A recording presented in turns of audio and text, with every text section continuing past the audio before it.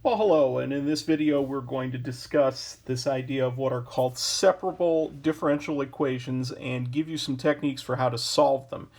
Now, a differential equation, as you may recall, is an equation that involves some kind of reference to a derivative. And more times than not, you're going to find a dy over dx, that Leibniz notation that we're all familiar with, as being part of it. The picture of a differential equation. And some are easy to solve, and some are not easy to solve. And if you can separate the variables out, then solving them is going to be so much easier. So separating the variables is a strategy that allows you to rewrite the equation so that each variable occurs on only one side. And then that way you're integrating with respect to one variable and you're not trying to mix the two and create a big old mess.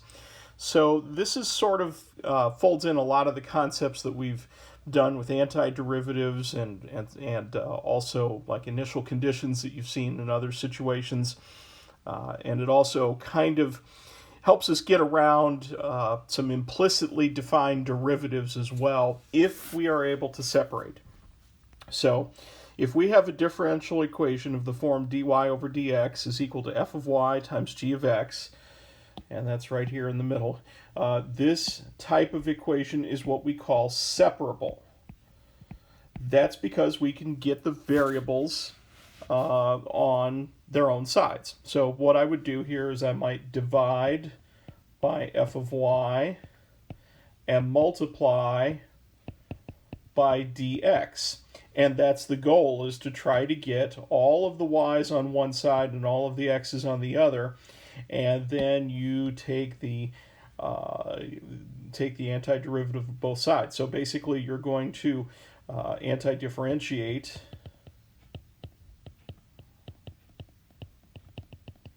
now. Some people might say integrate, but to me that's probably a little bit more like definite integrals, but that's just kind of, I guess, a style thing with me. I don't know. So that's the idea here. And let's take a look at one type of equation where you would not have to separate. If I had, for example, dy over dx is equal to something, let's just keep it simple, like x squared minus 4. All of the variables can be easily isolated just simply by multiplying by dx.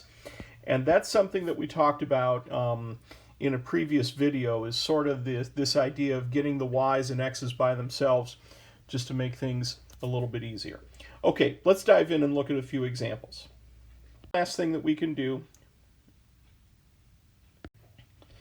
All right, we're going to start with this one here. Y prime is equal to 2x over y.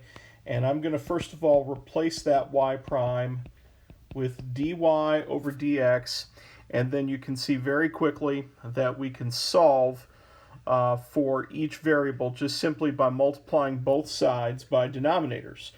Namely, multiply both sides by dx, multiply both sides by y, and you've got your isolation. So it's y dy and 2x dx.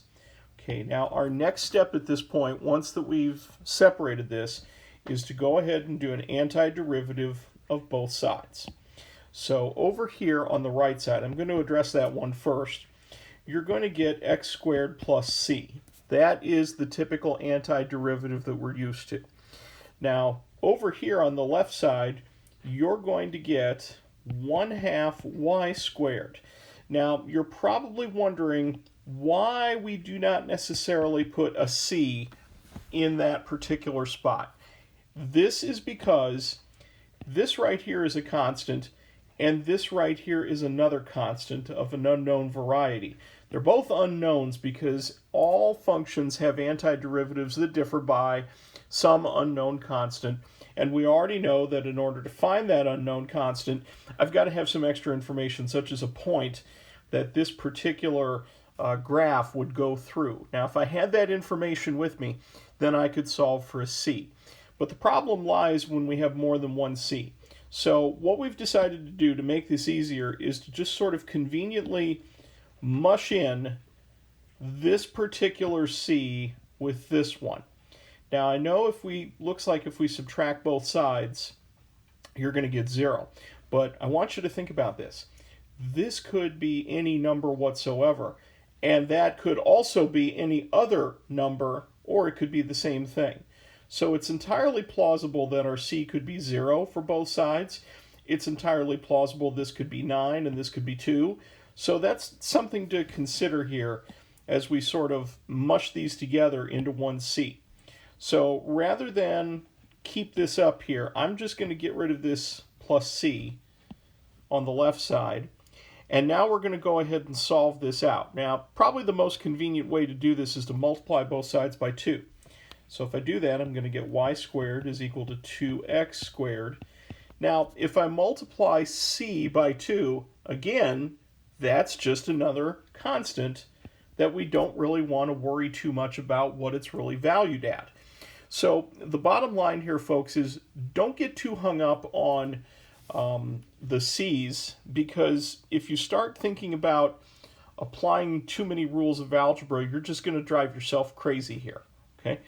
And then one last thing that we can do is we can take the square root of both sides, and I'm going to get the square root of 2x squared plus c, and there is the solution, general solution to my differential equation. All right, let's look at another one. Now this one might be a little bit more challenging, and oh, by the way, you notice I've got an initial condition here, the 0.11. So y goes through that particular point on the graph. Now it's up to me to try to solve this out. Well, we've got dy over dx, and I'm going to go ahead and distribute, I'm going to distribute that power of 2. And now I can easily see that if I divide both sides by y squared and multiply both sides by dx, I'm going to isolate the variables. And now it is time to do an antiderivative of both sides. Okay, so heads up on the left side, we know that this is like saying y to the negative 2. So let's keep that in mind as we go forward here. So this is going to be 1/3 x third on the right, plus c, of course. And then this is going to wind up being negative 1 over y. Oh boy, this is just kind of icky poo here. Now, there's a lot of different ways that you could proceed on this one. There's also a lot of different techniques that you could apply to solve for your c. I would recommend for this particular problem, sub in 1 and 1 right now. Let's go ahead and solve for c immediately while it's very convenient to do so. Because if you start shuffling more things around, I think you're going to find it's a lot harder to solve for c, and as a result, you just might wind up feeling something like this. And we don't want you to do that. So let's plug in our 1 for y and our 1 for x, and we get negative 1 is equal to 1/3 plus c. So that's going to mean that our c is negative 4/3 when it's all said and done. Okay, so now that we know that, this is going to run back in and get subbed in right there, and we can pick up and try to solve for y. So it's negative 1 over y is equal to 1/3 x third minus 4/3. Okay, well, I'm going to do us a favor, and I'm going to sort of gather things all together under one fraction with a denominator of 3. Now, folks, I got a little surprise for you. If you were to multiply this thing, cross-multiply and divide, that would be the same thing as doing the reciprocal of both sides.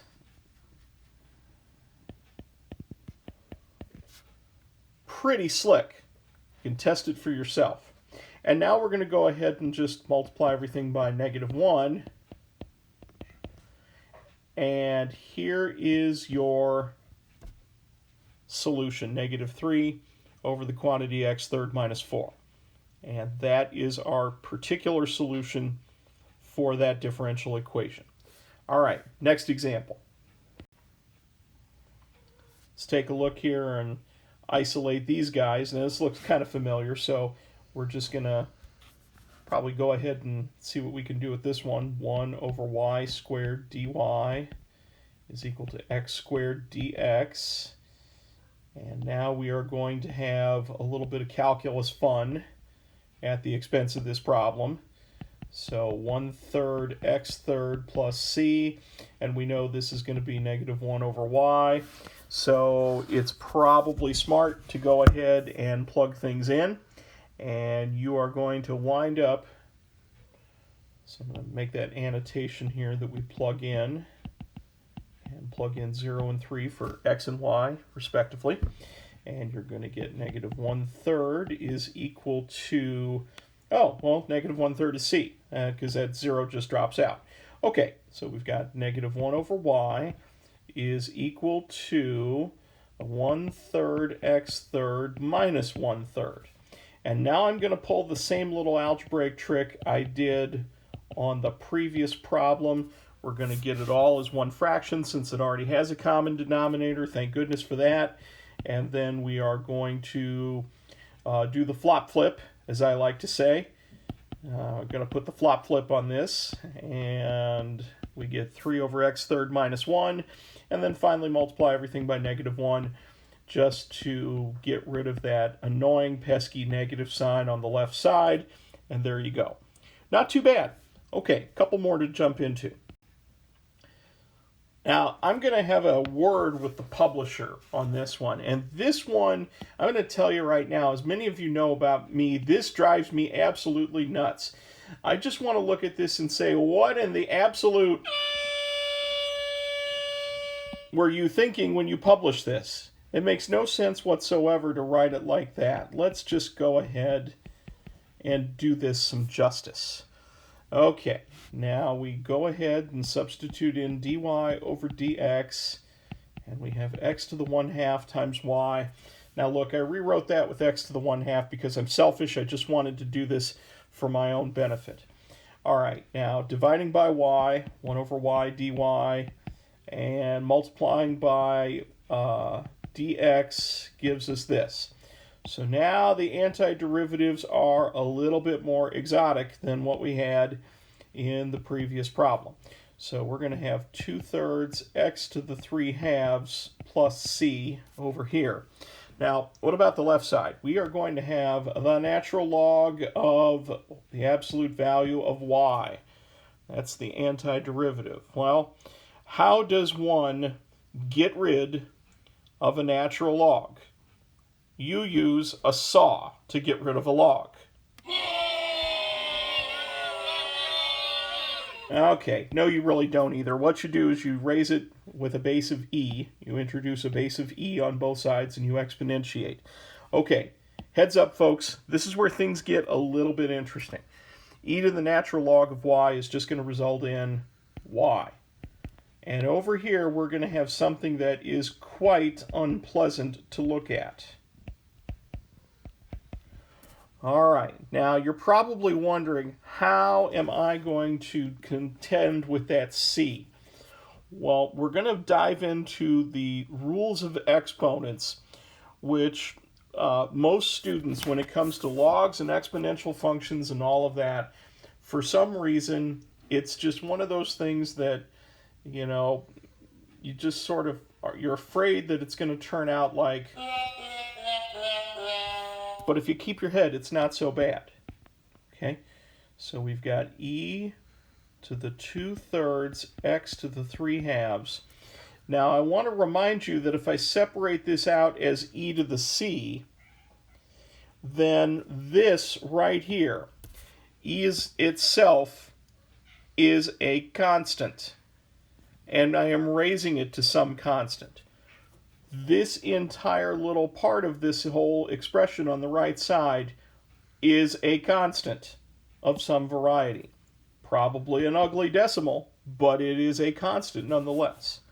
So what I can do is I can rewrite this as my c multiplied by e 2/3 x to the 3/2.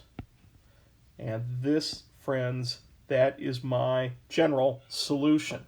Okay, Now, this little trick is something that one of my dear colleagues, Mrs. Felt, and I, we talk about as floating C. Okay, because the C sort of floats down to ground level when it's all said and done there. All right, let's take a look at maybe one more here. Actually, we're going to leave this one alone because I think you get to run into this one on the practice worksheet. But I am going to go ahead and get you started and let you know that you can separate the variables by adding the natural log of x to both sides and dividing by x, and then multiplying by dx, of course. I'm going to stop right there and, kind of have a little bit of intrigue and suspense every now and then in these videos, just to keep most people honest. All right, friends, there you go. Enjoy, and good luck.